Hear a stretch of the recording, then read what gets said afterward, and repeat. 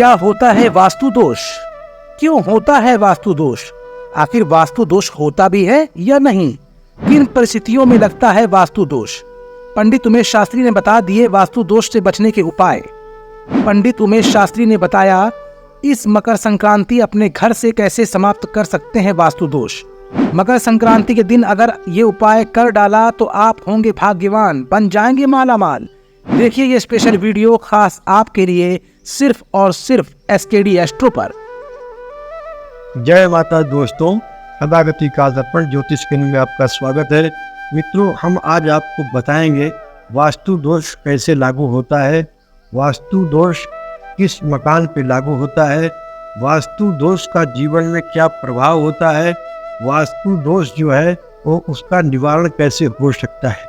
तो मित्रों, मैं आज आपको बताऊंगा, क्योंकि हमारे पास काफ़ी लोग आते रहते हैं और लोग बताते रहते हैं कि हमारे घर में वास्तु दोष है, फलाने पंडित जी ने बताया, पंडित जी आए थे बताया कि वास्तु दोष है। मित्रों, मैं आज आपको बताना चाहता हूँ कि वास्तु दोष है क्या और वास्तु दोष किन मकानों पर लागू होता है।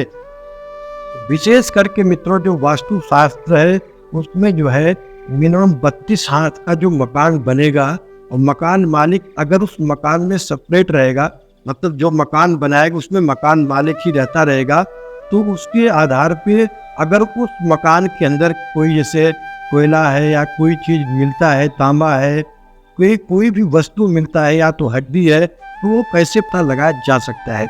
उसके साथ साथ अगर उस मकान पे अगर मान लीजिए कोयला मिलता है तो जो मकान मालिक वहाँ रहेगा तो उसको काफ़ी नुकसान हो सकता है, चाहे उसको पारिवारिक समस्या आ सकती है, उसकी पत्नी का स्वास्थ्य खराब हो सकता है, या उस मकान के अंदर रहने से सुख समृद्धि नहीं हो सकती है, किसी न किसी प्रकार से उस मकान के अंदर समस्या उत्पन्न हो सकता है, या तो उसमें जो रहेगा उनके अंदर क्लेश होता रहेगा, आपस में तनाव बनता रहेगा। परंतु मकान मालिक का भी जो है स्वास्थ्य खराब हो सकता है, या तो जो मकान मालिक होता है उनका स्वास्थ्य खराब हो सकता है, या तो जिसके नाम पे वो मकान बना होगा उसका जो है स्वास्थ्य शारीरिक कष्ट हो सकता है, कारोबार में हानि हो सकता है। अगर आप एक सेपरेट मकान बना के रह रहे हैं तो, और अगर आप मान लीजिए किसी फ्लैट में रह रहे हैं तो फ्लैट में जो है काफ़ी लोग रहते हैं, तो फ्लैट के अंदर जो है वास्तु दोष लागू नहीं होता है। अगर जमीन से 10 फीट ऊपर कोई मकान बना हुआ है और नीचे पूरा ग्राउंड है, नीचे कुछ नहीं है, तो उसका मतलब ये होता है कि वास्तु दोष जो होता है वो जमीन के नीचे होता है, न कि जमीन के ऊपर होता है। तो मित्रों, मेरा बताने का तात्पर्य है कि अगर आप फ्लैट में रह रहे हैं, अगर कोई व्यक्ति बोलता है कि आपके घर में जो है वास्तु दोष है तो गलत है, एक पॉइंट। दूसरा पॉइंट वो है कि अगर आपका मान लीजिए कि जो पूजा रूम है ईशान कोण में है तो अच्छा है, अगर आपका किचन अग्नि कोण में है तो बहुत ही अच्छा है, अगर आपका जो नल है जहाँ से आप पानी यूज करते हैं वो वायव्य कोण में होगा तो बहुत ही अच्छा रहेगा। उसके साथ साथ आपका जो मास्टर बेडरूम है, जो बेडरूम है, अगर आपका नैऋत्य कोण में होगा तो बहुत ही अच्छा रहेगा। उसके साथ साथ अगर ये चीज़ें इतना सिस्टम ठीक है तो आपके मकान के अंदर जो है वास्तु दोष नहीं है, वास्तु दोष का कोई प्रभाव नहीं है। परंतु ये बात है, जिस दिन आप मकान में जो आप गृह प्रवेश करते हैं, जब आप गृह प्रवेश करते हैं उस दिन जो नक्षत्र होता है या तो जो लग्न होता है, लग्न और नक्षत्र अगर आपका उस दिन का अगर आप याद रखे हों या वो तारीख अगर आपको याद होगी, तो जैसे आपका जो दशा होता है वैसे मकान का भी दशा होता है। जैसे आपकी कुंडली होती है वैसे ही मकान की भी कुंडली होती है।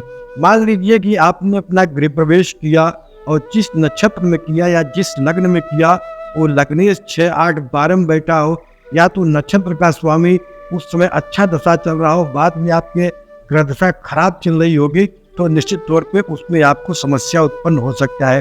क्योंकि मित्रों, बहुत से लोग हमारे पास आए और हम देखे कि उनकी कुंडली में ऐसा क्या दोष है। फिर हमने पूछा कि आप मकान में आपने गृह प्रवेश कब किया था, अपने फ्लैट में आप गृह प्रवेश कब किए थे, वो तारीख बताइए और वो टाइम बताइए, क्योंकि टाइम मुहूर्त का टाइम होता है, पंडित जी आपको मुहूर्त का टाइम निकाल कर देते हैं। तो वो जो लग्न होता है और उस दिन जो नक्षत्र होगा, तो उससे हमने देखा कि फर्स्ट में जो है मान लीजिए किसी का बुध की महासामग्री का प्रवेश हुआ किसी का शुक्र के महासाम्बरी का प्रवेश हुआ, तो जिसका बुध के महादशा में प्रवेश हुआ, तो जैसे ही केतु का दशा आया तो उनके घर में अकस्मात दुर्घटनाएं होने लगी, अकस्मात जो है सब समस्या में हो गए। किसी का जो है कार्य जो है अच्छा नहीं रहने लगा, कोई भी अपना उन्नति नहीं कर पा रहा था। सब परिश्रम बहुत करते थे परंतु उनका उन्नति नहीं हो पा रहा था। तो विशेष करके हमने ये देखा कि जिस दिन आप अगर फ्लैट लेते हैं, अगर फ्लैट के अंदर गृह प्रवेश करते हैं, तो ऐसे मुहूर्त में करें जो कि 25, 30 साल, 40 साल आपके लिए अच्छा रहे। मुहूर्त कैसे निकलेगा? नक्षत्र से निकलेगा। अगर आपका नक्षत्र अच्छा है, आपके कुंडली के हिसाब से नक्षत्र और नाम देख करके अगर किया जाएगा, तो निश्चित तौर पे आपको मकान के अंदर किसी प्रकार का अगर फ्लैट के अंदर वास्तु दोष होगा तो समाप्त हो जाएगा।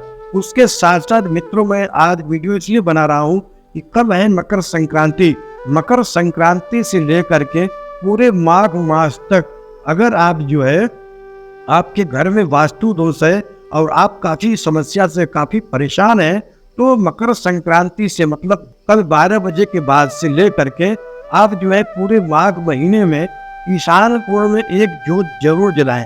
क्योंकि जो वास्तु का सिर होता है, जो वास्तु का सिर है, वो जो है ईशान कोण में होता है और वास्तु का जो पैर है वो नैऋत्य कोण में होता है। तो अगर वास्तु के लिए आप जो है खास करके माघ महीने में 14 जनवरी से लेकर के आप पूरे माघ तक एक जोत जरूर जलाएं, तो निश्चित तौर पे अगर वास्तु से संबंधित आपके मकान में कोई दोष है तो निश्चित तौर पे उसका निवारण हो जाएगा। उसके साथ साथ अगर हो सके तो एक मंत्र है, उसका जब भी 108 बार कर लें, ओम वास्तु पुरुषाय नमः, या ये भी कर सकते हैं, नमस्ते वास्तु पुरुषाय भूसय्या विराजते मत गृहे धनधान्य समृद्धिं कुरु सर्वदा, मत गृहे धनधान्य समृद्धिं कुरु सर्वदा। इस मंत्र का भी जाप कर सकते हैं और वास्तु देवता का जो है पूजा पाठ करेंगे तो निश्चित तौर पे जो है वास्तु से संबंधित जो आपके गृह के अंदर समस्या है वो समाप्त हो जाएगा और आपको जो है चतुर्मुख आपका विकास होगा जो भी आपके जीवन में। और उसके साथ साथ आप अपने मकान के ऊपर जो है ईशान कोण में एक ध्वजा जरूर लगाएं। ध्वजा लगाने से जो है कोई भी आपदा जो होता है वो समाप्त हो जाता है। जय माता दी।